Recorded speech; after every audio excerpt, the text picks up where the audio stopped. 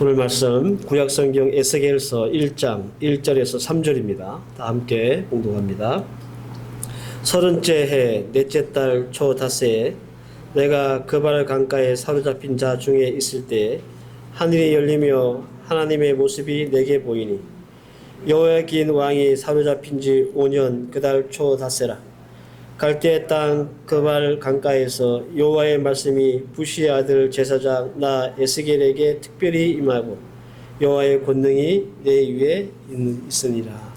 아멘. BC 538년 이날은 여호야긴이라고 하는 왕이 바벨론에 포로로 잡혀갔던 해였습니다. 그때 당시 이 왕의 나이가 18살이었고요. 이스라엘의 왕이 된 지 불과 3개월밖에 되지 않았던 때였습니다.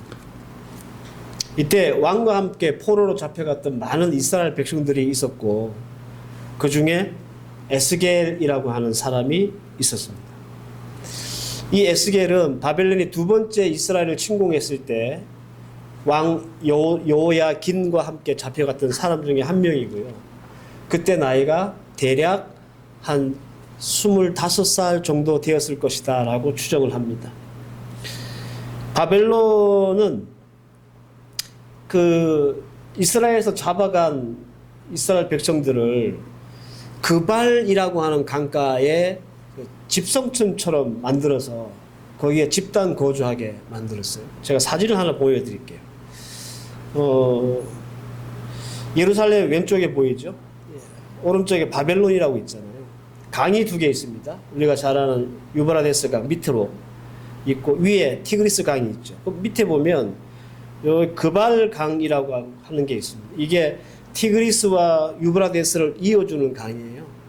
거기에 이스라엘 백성들을 다 잡아가지고 그 인근에 다 살게 했단 말이에요. 특별한 사람을 빼고는. 그래서 예루살렘에서 여기까지 잡혀온 거예요. 여러분들 젊은 사람들은 잘 모르는데 여러분들을 아실 수 있는 팝송이 하나 있습니다. 여러분들 리버스 오브 바벨론이라고 하는 아시죠? 예. 그게 시편 137편의 배경이거든요. 예. 성경이 배경이 된 노래예요. 근데 그 배경이 된 강이 어디냐 하면 거기 보면 강가에서 울었다라는 말씀이 나오잖아요. 그 바벨론 강이 그발 강가예요. 나중에 여러분들 오늘 추억 삼아 한번 그 리버스 오브 바벨론이라고 하는 팝송을 한번 들어보시길 바랍니다. 추억이 새롭게 돋아날 겁니다. 에스겔서의 시작은 이 그발 강가에 앉아 소망 없는 시간을 보내고 있었던 에스겔을 하나님이 부르시면서 이 에스겔서가 시작이 됩니다. 이제 앞으로 이제 쭉 이렇게 에스겔서에 대한 말씀을 나누겠지만, 저는 이 에스겔이 희망을 주는 희망의 선지자다 이렇게 말씀을 드리고 싶고, 그리고 그가 썼던 이 에스겔서는 우리에게 희망을 전해주는 희망의 편지다 이렇게 부르고 싶습니다. 암울한 시기에 선지자로 세움을 받아서 무려 23년간 자신의 모든 것들을 내어주며 백성들에게 하나님을 소망하게 했던 에스겔. 이제 오늘부터 몇 주간 동안 이 에스겔서의 말씀을 선포하겠습니다. 특별히 이번에 이 에스겔서는 어떤 사건 중심으로 이 말씀을 좀 살필 게 아니라 에스겔 중심으로 해서 이 말씀을 에스겔서의 전체적인 내용을 살피고자 합니다. 오늘은 첫 시간으로 설교의 제목처럼 사람이 희망입니다 라고 하는 말씀으로 첫 말씀을 드리겠습니다. 여기서 이제 사람이라고 하는 것은 에스겔 선지자를 말하겠죠. 에스겔 선지자가 이 이스라엘 백성들에게 희망이었다라고 하는 의미입니다. 에스겔이라는 이 사람은 이 칠흑같이 암울했던 시대에 작은 촛불처럼 빛났고 소망을 밝혔던 사람이었고, 그래서 에스겔서는 그런 소망과 희망으로 가득 찬 내용입니다. 에스겔 그러면 제일 유명한 환상이 뭐냐면 마른 뼈 환상이잖아요. 에스겔이 하나님의 환상을 이제 보여줘요. 그래서 어디로 데려가냐면 골짜기로 데려가는데 거기가 그냥 이 마른 뼈다구가 막 산더미처럼 쌓여 있는 거예요. 그걸 보여주시는 거예요. 그러면서 하나님이 에스겔에게 묻습니다. 이것들이 살겠느냐? 에스겔이 대답하죠. 주님만 아십니다. 하나님이 보여주시는 거예요. 뼈가 그 막 서로 뒤엉켜 있는 이 마른 뼈들이 딱딱딱 서로 뼈들이 맞아지고 그 뼈 위에 핏줄이 생기고 피부가 입혀져서 큰 군대가 되는 환상을 보여줘요. 그러니까 에스겔서의 대표적인 환상이거든요. 이것처럼 마른 뼈와 같이 아무런 희망이 없는 이스라엘 백성들에게 하나님은 그들이 그 마른 뼈가 살아나듯이 다시 하나님은 그들을 살릴 것이라고 하는 그 놀라운 희망의 메시지가 포함되어 있다라는 겁니다. 그렇다면 이 에스겔 시대의 이스라엘 백성들은 이렇게 에스겔로부터 희망을 들을 만한 준비가 되어 있었는가? 혹은 그런 상태였는가? 에스겔서 2장 3절을 보면 이런 말씀이 있습니다. 인자야, 내가 너를 이스라엘 자손 곧 패역한 백성, 나를 배반하는 자에게로 보내오라. 그들과 그 조상들이 내게 범죄하여 오늘까지 이르렀다. 이렇게 말합니다.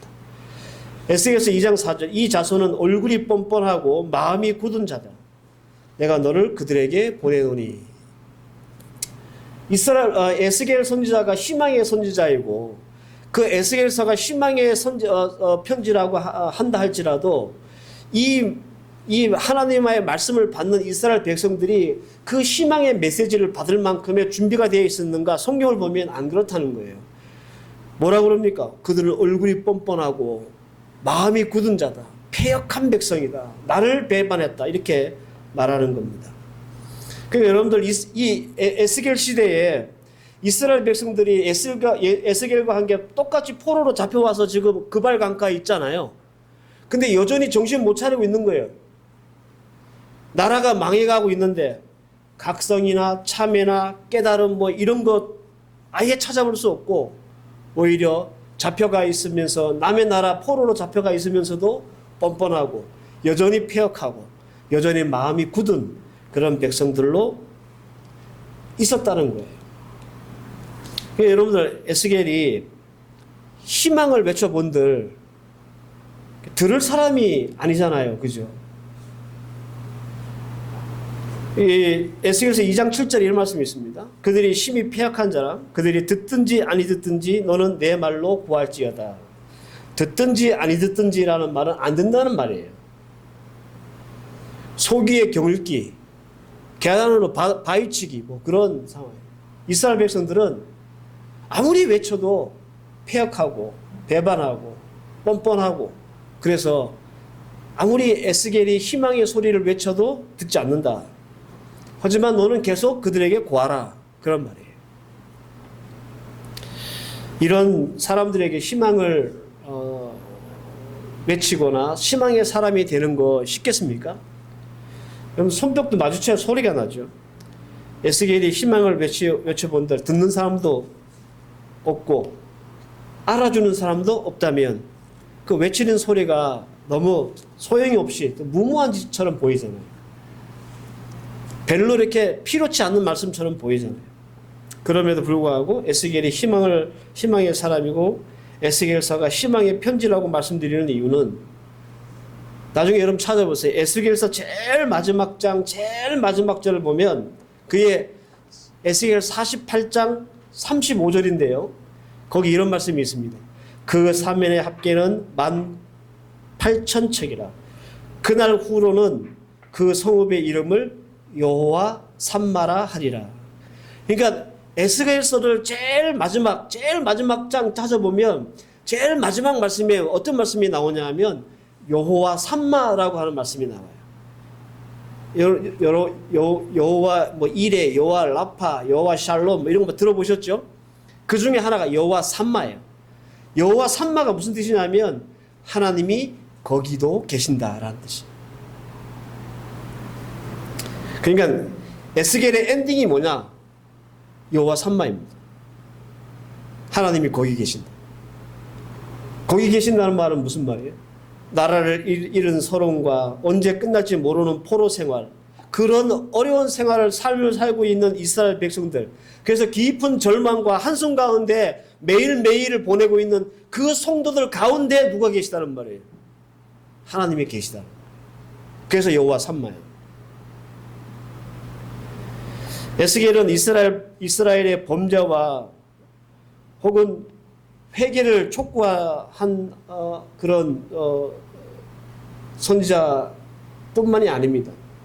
그런 70년 세월을 여호와 삼마로 이스라엘 백성을 함께 하시는 하나님을 계속해서 선포했던 사람이 바로 이 에스겔이라고 하는 선지자입니다. 모든 선지자들이 다 백성들을 향해서 회개를 외치고 그 범죄의 사실을 고백하게 하고 그러잖아요. 그런데 그뿐만 아니라 에스겔은 여호와 삼마, 그 70년이라고 하는 끝이 보이지 않는 그 긴 시간 동안 이스라엘 백성과 함께 하셨던 그 하나님을 희망으로 계속 외쳤단 말이에요. 그래서 에스겔을 희망의 선지자라 이렇게 부르는 겁니다. 이 암울한 시대에 하나님은 소망이었고 그 하나님이 그들과 함께 계심을 선포했던 에스겔은 희망을 그들에게 주는 사람이었다라고 말씀을 드릴 수 있습니다. 앞서 제가 그 팝송 말씀드렸죠. 리버스 오브 바벨론. 이 팝송의 배경이 시편 137편이라고 그랬잖아요. 그 1절에 이런 말씀이 있습니다. 우리가 바벨론의 여러 강변을 거기 앉아서 시온을 기억하며 울었도다. 눈물과 한숨만 남았던 이스라엘 백성들은 하나님이 함께 계셨다는 것보다 더 큰 소망이 있을까요? 여러분, 우리가 미래가 보이지 않고 뭘 어떻게 해야 될지 모르는 그런 아주 답답한 상황 가운데 있는데, 그럼에도 불구하고 그런 상황 속에 하나님이 우리와 함께 계신다라고 하는 그 말씀이 우리에게 희망이 되지 않겠습니까? 그래서 에스겔은 희망의 선지자, 그리고 희망의 편지입니다. 왜 이런 거 있잖아요. 사람 잘 들어오면 그 집안이 잘 된다, 뭐 집안이 편다, 이런 소리 하죠, 어르신들이. 그죠? 이 에스겔이 그런 사람이라는 거예요. 이스라엘 백성들에게 희망을 주는, 그래서 그들에게 소망을 갖게 하는 그런 사람이었다라는 겁니다. 에스겔이 제가 이렇게 늘 계속 강조하듯이 희망의 선지자라고 하니까 이 사람 원래부터 이렇게 막 에너자이트하고 뭐든 다 긍정적이고 늘 열심히 하나님만 바라보는 그런 사람이었는가 보다, 이렇게 생각할 수 있지만 아닙니다. 절대 그런 사람이 아닙니다. 에스겔은 사실 어떻게 보면 이렇게 누구에게 희망을 줄 수 있는 그런 사람이 아니었어요. 그래서 제가 오늘부터 이 에스겔을 중심으로 해서 어떻게 이 사람이 사람들에게 희망을 줄 수 있는 사람이 되었는가에 대한 말씀을 하나씩 말씀으로 여러분들에게 좀 풀어드리려고 합니다. 그래서 오늘 첫 시간으로 왜 어떻게 이 사람이 희망을 말하고 희망을 전하는 사람이 될 수 있었는가, 그 첫 번째 이유를 여러분들과 함께 나누겠습니다. 그 첫 번째 이유는 하나님의 꿈이 자기의 꿈이 됐기 때문에 그래요. 다시 말씀드립니다. 희망이 없던 사람이 갑자기 희망이 있는 사람으로 바뀌는 이유 중에 첫 번째 이유가 하나님의 꿈이 자기 꿈이 되면 그렇게 돼요. 아무리 생각해도 미래가 보이지 않을 때, 열심히 해도 누가 알아주는 사람이 없을 때, 열심히 했는데 좋은 결과를 얻지 못할 때, 보통 사람은 어떻게 합니까? 포기하죠. 안 되는가 보다. 못하는가 보다. 그것이 아무리 간절하고 꼭 이루고 싶은 꿈이라 할지라도 이런 상황이 되면 대부분 그냥 내려놓습니다. 한두 번 해보다가 이건 내 길이 아닌가 보다, 이렇게 생각할 수도 있고. 에스겔이 딱 그런 사람이었습니다. 모든 것을 포기하고 아무런 삶의 계획이 없었던 사람, 그 사람이 에스겔이에요. 여러분들, 에스겔을 하나님이 처음으로 만난 곳이 어디라고요? 그발 강가. 그죠? 오늘 우리가 본문에 읽었습니다. 왜 에스겔이 그발 강가에 나와 앉아 있을까요? 일 안 하고. 앞이 깜깜해서 그렇습니다. 속이 답답해서. 뭘 할 수가 없어가지고. 무기력한 상태예요. 그래서 그발 강가에 앉아가지고 그냥 시간만 죽이고 있는 거예요. 한숨 푹푹 쉬고. 지금으로 얘기하면 강둑에 앉아가지고 담배 뻐끔뻐끔 피면서 그냥 한숨만 푹푹 내쉬고 그냥 주름이 있고 그러고 있는 백수와 비슷한 모습. 오늘 읽었던 2절 말씀에 여호와긴 왕이 사로잡힌 지 5년 그달 초 닷새라 이렇게 말합니다. 앞서 말씀드렸지만 에스겔이 포로로 잡혀왔을 때 잡혔을 때 나이가 25살이었어요. 그리고 나서 5년이 지났단 말이에요. 몇 살입니까? 나이 30이 됐습니다. 그러니까 이제 바벨론에서 5년을 보낸 거예요. 잡혀와가지고. 근데 이 에스겔이 원래 출신이 뭐냐 하면 전공이 뭐냐? 제사장이었습니다. 그 제사장 에스겔이라고 나오잖아요. 오늘 본문. 그러면 여러분 이 사람 전공이 제사장이니까 이 사람이 꿈꿨던 꿈이 뭘까요? 아, 내가 이제 나이가 좀 더 차면 원래 그 하나님의 일을 할 수 있는 제사장과 레위인의 나이가 몇 살부터냐면 30살부터예요. 30살부터 하나님의 일을 할 수 있어요. 그래서 목사님들 안수 줄 때 30살이 안 되면 안수를 안 줘요. 30살 넘어야 안수를 줘요. 이 에스겔이 꿈꿨던 게 그런 거예요. 제사장복 멋있게 차려입고 제사를 다 집례하고 성소를 들락날락거리면서 막 성물도 만지고 그런 꿈과 희망을 가지고 살았던 사람이 에스겔이었던 거예요. 그런데 5년째 아무것도 못하고 뭐 할 수 있는 거 없죠. 생각해보세요. 25살 때 내가 이제 한 5년만 더 있으면 나도 이제 제사장이 되어서 저 제사장복을 입고 내가 제사를 집례하면서 하나님 앞에 영광 돌릴 수 있거나 이런 꿈을 가지고 있었는데 오늘날 갑자기 막 군인들이 들여닥치더니 막 잡아가지고 뭐 어딘지도 모르는 곳에 딱 갖다 놓은 거예요. 옛날 그 전두환 시대 때 삼천교육대라고 있었잖아요.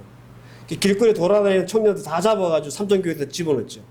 그때 원래는 그 동네 깡패들, 뭐 건달들 이렇게 교화시키려고 잡아갔는데 그런 사람만 잡혀간 게 아니에요. 목사님들 잡혀간 사람도 있어요.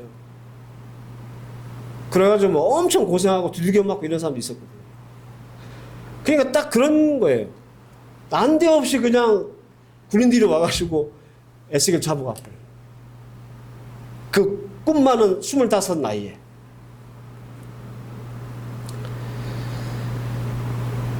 자신의 꿈대로라면 지금 뭐 하고 있어야 됩니까? 제사장 직무를 감당하고 있어야 되겠죠? 그죠? 근데 현실은 어떻습니까? 백수예요, 백수. 유대에서나 제사장이지 바벨론 포로로 잡혀온 에스겔은 아무것도 안 해요. 그냥 실직 상태예요. 백수예요, 백수. 미래도 보이지 않죠? 언제 포로에서 벗어날지도 모르죠? 어떻게 고국으로 다시 돌아갈 수 있을지 알지 못합니다. 그러니까 여러분 생각해 보세요. 나이가 30 된 이 청년 에스겔에게 미래가 없다. 미래가 안 보인다는 거 얼마나 큰 좌절이겠어요. 얼마나 큰 절망이고 얼마나 큰 상실이겠습니까? 답답해 미칠 지경 아니겠습니까? 할 일도 없어요. 그렇다고 딱히. 그러니까 이 에스겔이 할 수 있는 유일한 길은 그냥 강가에 나와가지고 멍 때리고 있는 거예요. 그냥 한숨 푹푹 쉬면서.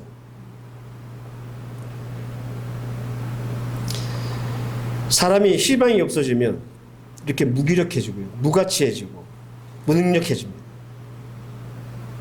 이게 우리가 에스겔서를 딱 시작하자마자 보게 되는 에스겔의 모습이었어요. 이게 처음부터 에스겔이 막 에너지가 넘치고 모든 긍정적이고 하나님 바라보는 열심 있는 신앙을 가진 그런 사람이 아니었다라는 것을 제가 여러분에게 설명해 드립니다.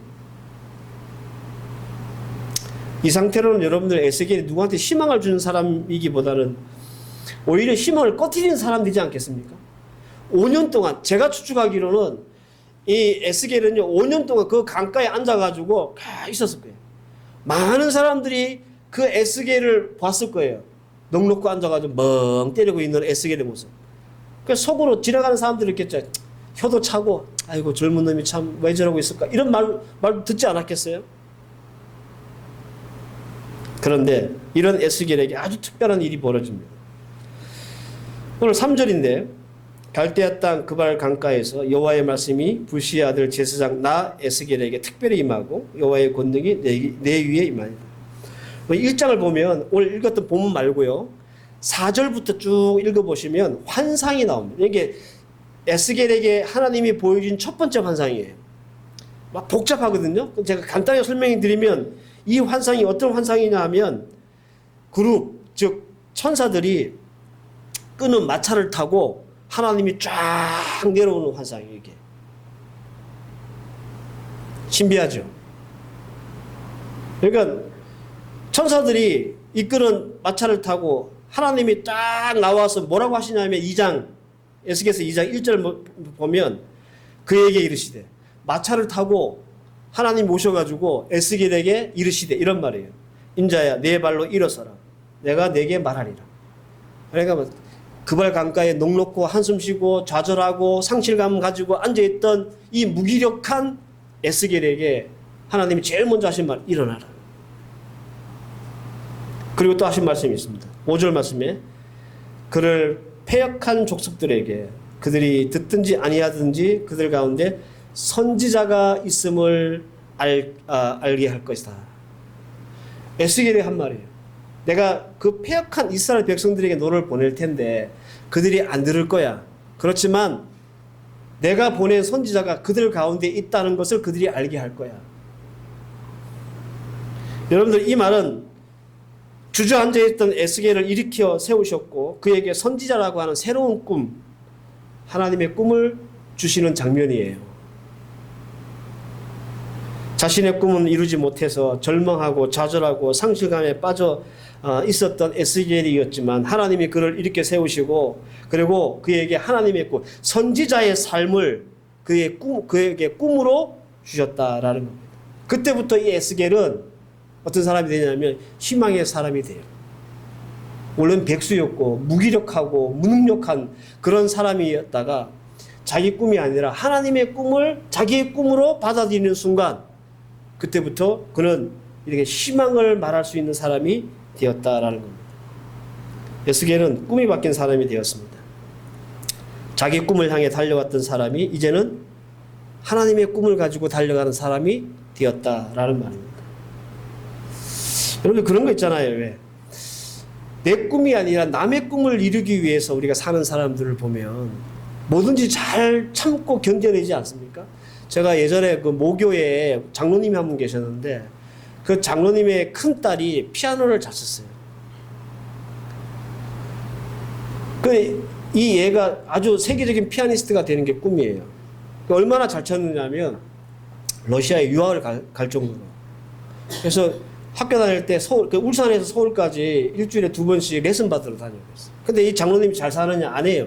태광 사업이라고 하는 그 공장에 일하는 분이었어요.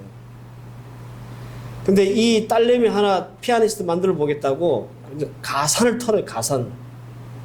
그때 내가 알았어요. 아, 예체능은 부자가 아니면 시키면 안 되겠구나. 아니, 집안에 거덜이 나는구나, 얘 때문에. 그럼 쥐가 하고 싶은 거 다 해주는 거예요. 이 딸의 꿈이 곧 아버지의 꿈이 된 거예요. 예. 그러니까 뒷바라지를 막. 여러분 나중에 뭐 하고 사는지 아십니까? 피아노 강사하고 살아요. 그래서 제가 절대 안 돼. 천재 소리 안 들으면 예체능 시키면 안 되겠다 생각을 그때 제가 하게 됐어요. 집안이 뭐 작살이 나는데.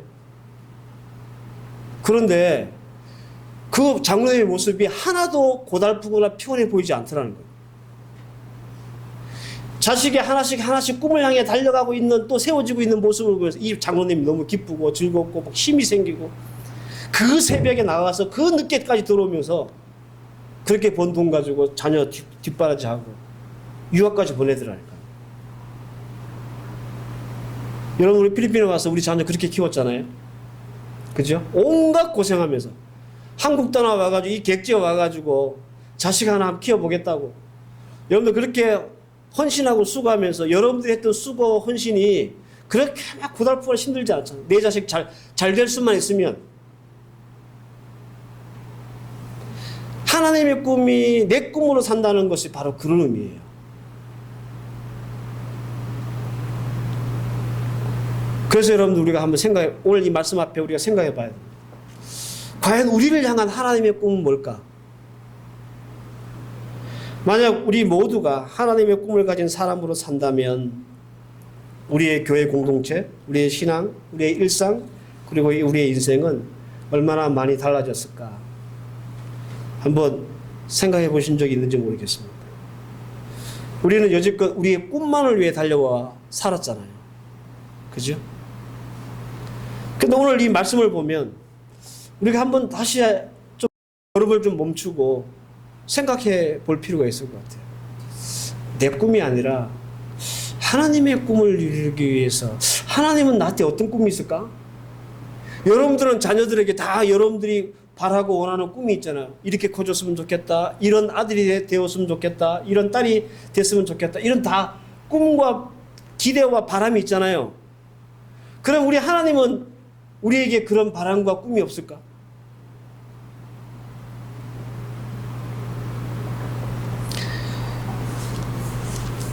하나님이 우리에게 바라시는 꿈이 있다고 하면 우리는 참 부담스러울 겁니다.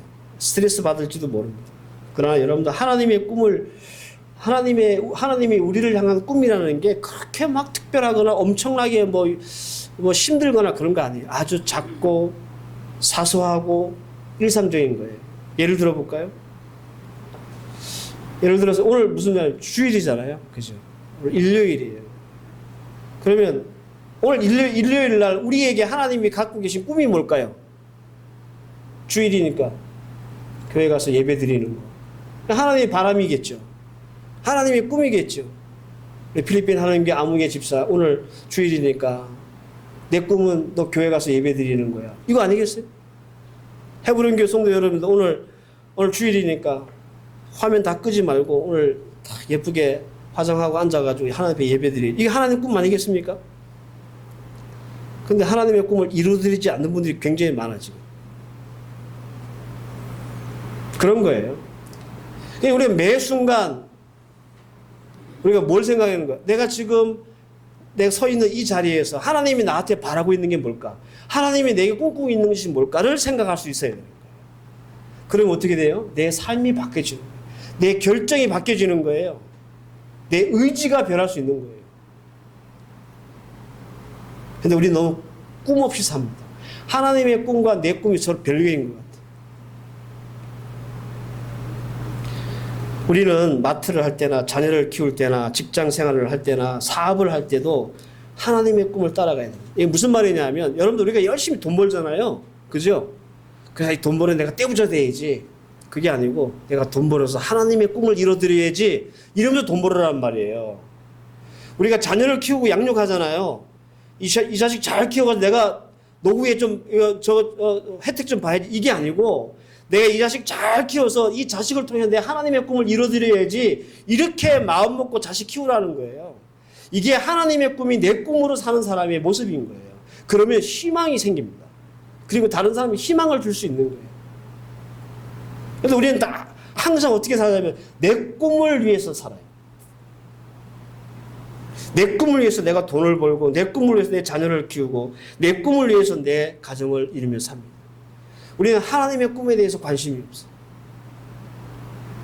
그래서 오늘 이 말씀 앞에서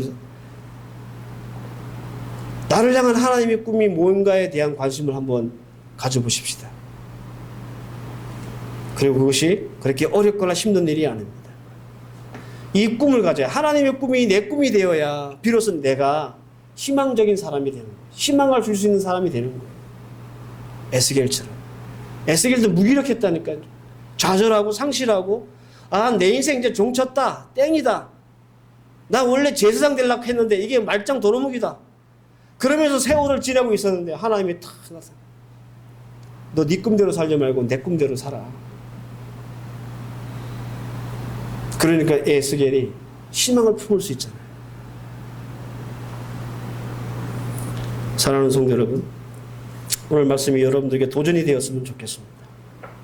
그래서 오늘부터 이제 이번 주부터 시작하는 모든 여러분들의 삶 가운데 그것이 마트를 하든 돈을 벌든 자녀를 키우든 가정을 이루든 무슨 일이든지 간에 하나님의 꿈을 위해서 하시기 바랍니다.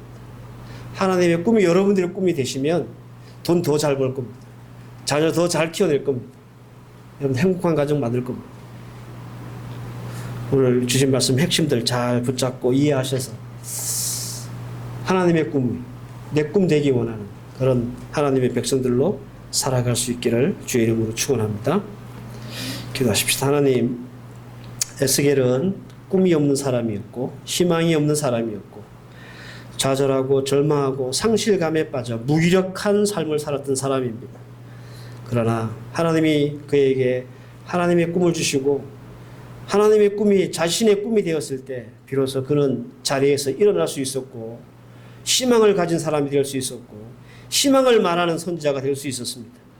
오늘 주신 말씀 잘 기억하게 하셔서 우리 또한 내 꿈 따라 사는 성도가 아니라 하나님의 꿈이 내 꿈으로 여기고 그렇게 살아갈 수 있는 믿음의 종들 되게 하옵소서. 예수님의 이름으로 기도하옵나이다. 아멘.